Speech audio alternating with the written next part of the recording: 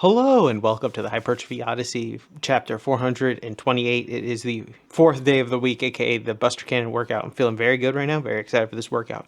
But anyways, back to the main subject matter for today. Ozempic killed the fat acceptance movement, which is funny. So the main reason why I want to discuss this is because there was the fat acceptance movement, which in certain aspects of it, there were little tidbits of, yeah, whatever, people can live their life, but also, no, realistically, not really. But they were using it a lot to justify the changing in beauty standards and a few other things like that. That just doesn't work. That's not how this works. Or health standards, even. That's also not how this works. But it's interesting that now that entire movement is dead and buried into the ground. Two reasons. One, Ozempic, which we will actually probably do a whole episode about, maybe even the next episode. But Ozempic, which is funny because now weight loss is an easy drug now. They've done it, but a whole lot of drawbacks to that one. And two, there's probably been enough time between the people who are prominent in these movements that are probably not with us anymore. I don't know exactly if they are. I'm not necessarily like woohoo if they are. I'm just more being honest because I don't see these people anymore. Maybe it is just how social media has changed things, but also I don't think so. I honestly do think that a lot of the bigger proponents of this type of stuff have either lost the weight, so they're no longer a part of it, or B, called it a day.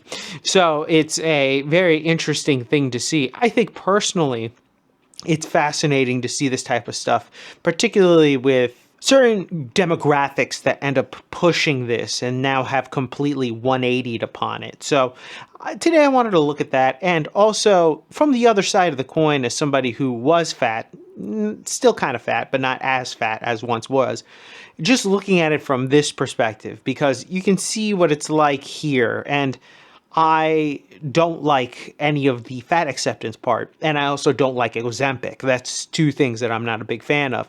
But we'll talk both about those and a few other little things probably somewhere sprinkled in there when we get to Mother Base. All right, so started this day off with leg extensions, which were pretty good. But anyway, back to the main subject matter for today. Ozempic killed the fat acceptance movement. So the main reason why I wanted to discuss this is because me and my boy Walter were talking about it the other day and how immediately, well, we noticed the fact that at the gym, well, he noticed, I don't go anymore, but he noticed that there weren't that many people going to the gym for the New Year's resolutioners weren't really there at the gym that we used to go to, or he does still.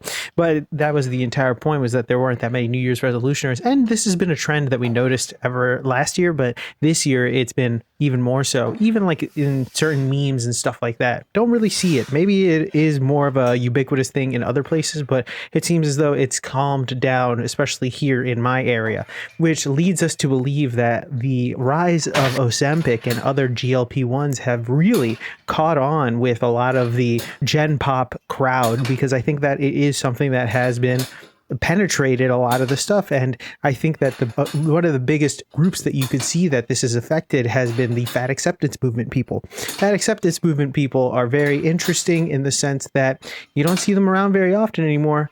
Possibly because either A, they went on Ozempic, or B, they're dead, or C, they have transitioned over into something else, but we'll get into that. Fundamentally, their entire idea of fat acceptance is flawed because of the fact that beauty standards always existed outside of culture. It is a naturally selected thing. We will always select beauty amongst ourselves because we understand it inherently. Sure, culturally, we might have a little bit of a different standard here and there, but generally speaking, we can look at someone and say they are generally attractive. Obviously, there are objective things to it when it comes to beauty.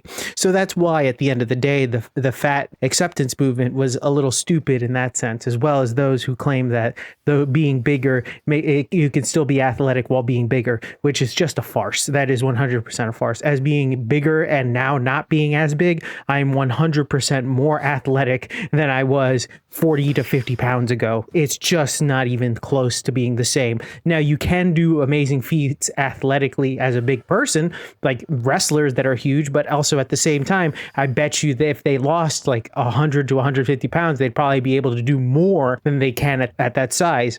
even those who are big dudes that are muscular can develop too much muscle where they get unathletic, but that's a whole other conversation. The main reason why this is a very interesting thing to me personally is because the quote unquote weight loss like miracle drug has come out and has really cut down the population of people who have said, oh, accept me for my body, all that other stuff, which is honestly stupid. But also it's interesting that this one thing really just came in and cut all the bullshit out between all these people. And it's insane to me that this happened all of a sudden, because Ozempic, I personally am not a fan of, because nobody actually knows exactly what it'll do to people. It's been around technically for a while, but not for this type of stuff. I think seeing all the horror stories and everything else that come along with it, I will make an entire episode about it, but it just doesn't seem worth it, especially because once you stop, if you have your shit habits that you still have had when you started it, you're just going to get fat again. And it could be possibly even worse later on because you lose a lot of lean mass. And then on the fat acceptance end, realistically, a lot of those people that were on that train really just probably transitioned to something else a little bit more lucrative, in something like mukbangs or things like that, where they can disguise either their eating disorder or slight fetish into something that is monetizable in a different way. A lot of these people end up just going in circles over and over again, not being able to control their food addiction, as well as trying to make it so they can add or keep monetizing that entire thing. They will drop the idea of people accepting them and more so just go into their own thing, whatever it is, whether it be just food addiction where they cannot stop eating these very sugary and processed foods that they love, or they fetishize it where they are the point of the fetish and it makes it so they are the main target. And I personally am not a fan of this type of stuff. I think that both sides are fucked in the head in some way, shape, or form. Ozempic a little less, but also at the same time. We'll get to that in a different episode. And we're back. Welcome to the workout debriefing. Exercises not filmed, none. Exercises skipped, also none. Got everything in, thankfully. But anyways, back to the main subject matter for today. Ozempic killed the fat acceptance movement. Now, the main reason why I wanted to discuss this is because my friend Walter here, I was talking to him, shout out Walter, and we were talking about how the gyms were kind of dead. I stopped going, but apparently not many people were showing up to the gym, our local gym, especially right now. It is post-New Year, so, you'd expect the New Year's rush of people, but not many. And I think that we was talking about the impact of Ozempic, and I think that a lot of people have gotten to the point of the over-reliance on something like Ozempic, because now it's becoming one of those things that people are getting off of it, getting fat again, and then getting back on it. And then there's a whole bunch of other things like Ozempic face, and then those who are idiotic and already relatively skinny and doing it anyway. But that's a whole other discussion, because that's even worse in another way.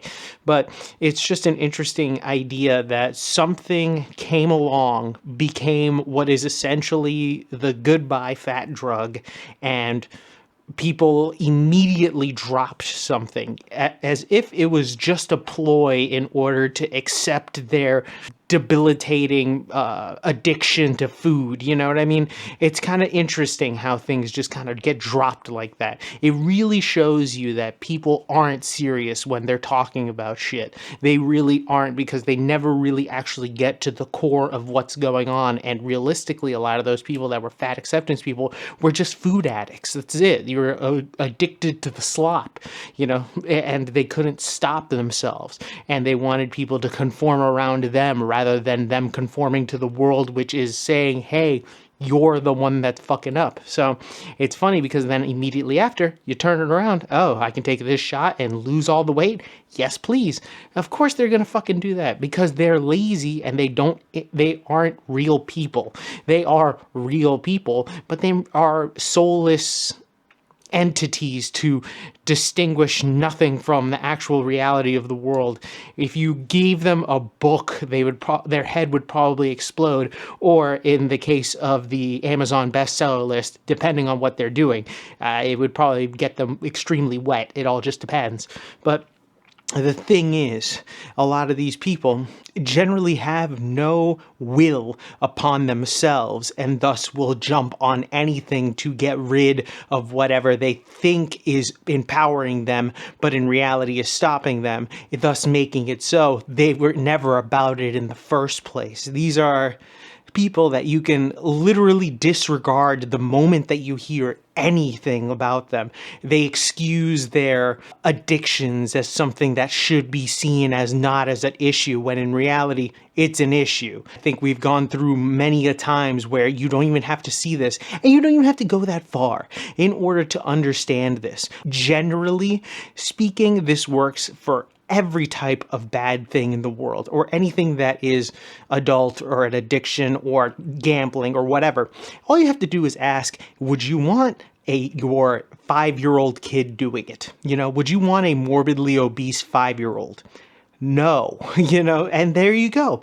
Then hey, maybe as an adult who can actually think for themselves, probably shouldn't also be doing this. So there it is. But that's an interesting idea, or at least an something that a possible counteraction to the entire New Year's resolutioners coming to the gym thing, which is a very interesting thing, and the lack of them, the lack of trying, or the lack of wanting to try. But that's kind of a different episode at a different day. But that being said, though, tell me what you think in the comment section down below. I'd love to know your thoughts and opinions about this one. This was kind of random, but it's still nonetheless one that we'll talk about. I will probably make a whole episode. I don't know if I'm going to do it tomorrow, but I will make a whole episode about Ozempic, because that is a Ozempic / GLP-1s, which is a whole discussion and a half, but I don't know if it's going to be tomorrow, because there might have to be more stuff to come out. I have a feeling that there's going to be a big story around the corner sooner rather than later. I have that feeling. Maybe like the first Ozempic death, if it hasn't happened already. I don't want it to happen, obviously, but it's just, I feel it around the corner. So with that being said, though, tell me what you think in the comment section down below. I'd love to know your thoughts and opinions about this one. Please like, comment, and subscribe. Please share this video with anybody who may or may not like it. I will be back on tomorrow with a new video. Thank you very much for watching. I really do appreciate it. I will see you in the next one. Keep it heavy, stay safe out there, and stay warm, and I'll see you in the next one. Peace.